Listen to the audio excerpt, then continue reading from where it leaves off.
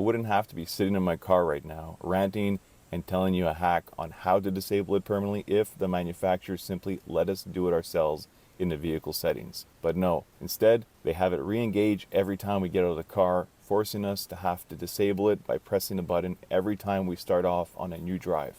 Which you might think, fine, it's just one button to press. But oftentimes I forget just to be startled at the first green light I hit with the engine starting up as I'm trying to accelerate forward, just making me cringe at the fact of all the extra wear and tear that's putting on my engine.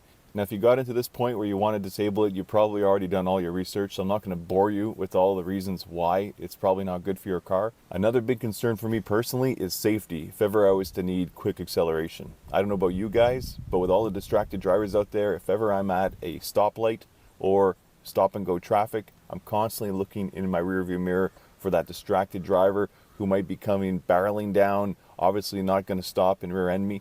I need quick acceleration to get out of the way of that motorist. And the momentary hesitation of that auto start stop system, like re-engaging if I'm trying to get out of the way of a dangerous situation, would feel like an eternity.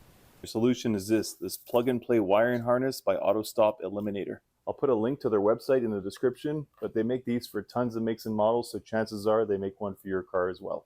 At first glance, when this thing originally arrived, I could immediately tell the connections are high quality, OEM style, not like the cheap Chinese knockoffs you see floating around on Amazon. The reason I went with these guys is because in their literature, they describe it as being a switch-based design that's supposed to interact with your vehicle exactly like the manufacturer intended, which was important to me because I didn't want it to affect the warranty at all. As well, unlike complaints heard from similar products on the market, this manufacturer guarantees that it won't cause any battery draining or negatively impact your remote start or heated seats.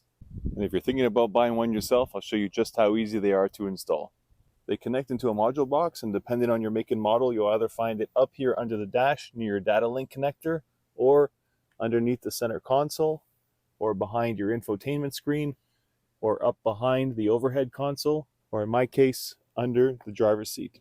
I'll be demoing the install on my 2024 Subaru Forester Wilderness, but don't worry, the company has detailed step-by-step instructions for every make and model.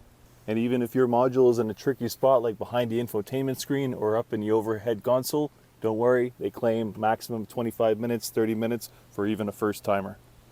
And before I get started with the install, guys, if this video motivated you to finally disable your auto stop, please let me know in the comments. Especially if you went ahead and did the install, let me know how it went. Or just your thoughts in general on auto stop. Do you love it or do you hate it? I love reading the comments, they mean a lot, and I always make sure to reply. And if you want to make your driving even more zen, then I'm going to link a video down below that's going to teach you how to disable the annoying seatbelt chime. The module we're looking for is just underneath the driver's seat, and the wiring harness is located just underneath this metal plate here at the front. If you have an older version Forester, this metal plate might not be here, or it'll be smaller, and you can access the wiring harness without removing this plate. In my case, I have to remove that plate. And in order to do that, I have to move the driver's seat all the way forward, which will give me easy access to the module from the rear, and these 10mm bolts to remove the cover plate. As you can see, the threaded portion on these bolts are pretty long, so you'll have to use either a 10mm open wrench or a 10mm deep socket. They're not on there very tight, so you only really need the wrench to break it free, and then you can do the rest by hand. Once you remove the nuts, you'll be able to lift this cover up, but not fully out of the way, as you'll notice that it's being kept in place by a wire that's clipped in at the top. But that's okay, it's more than enough room to access the wiring harness right here. That's all the room we'll need to get the job done. You just need to pinch and pull out the connector from the module box and clip it into the female end of the Autostop Eliminator's wiring harness. And then the male end of the harness goes directly into the module box. And then flip the entire cover back over and seat it onto the bolts. Just make sure you take this part of the wiring harness and pull it up over top of the module cover and use the zip ties they provided to fasten it to the pre-existing wire over here. And that's going to keep it up and out of the way of dirt and any snow and wetness that might be down on the floor.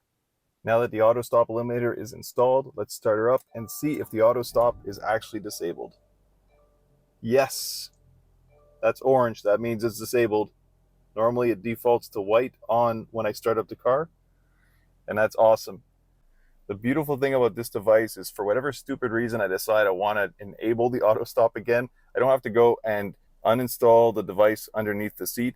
I just have to come down here to the same button I normally press to disable it, press it once, and there you go, white. That means auto stop is enabled, and it'll continue working like normal until I come down here and disable it again. Once I do that, it's disabled forever until I want to come down and re-engage it again. I should point out while we have that displayed here, don't be confused by the white A with the diagonal line stricken through it as meaning disabled. That doesn't mean auto stop disabled. A lot of people get confused. That just means the conditions haven't been met yet for the engine to work with auto stop. It's not warm enough or for whatever reason, but that does mean auto stop is enabled. It's just the conditions haven't been met yet. The only thing that means auto stop has been deactivated is when you see it orange like so. And there you have it. Again, if this motivated you to get that auto stop disabled on your car, let me know in the comments. And I'll see you in the next video.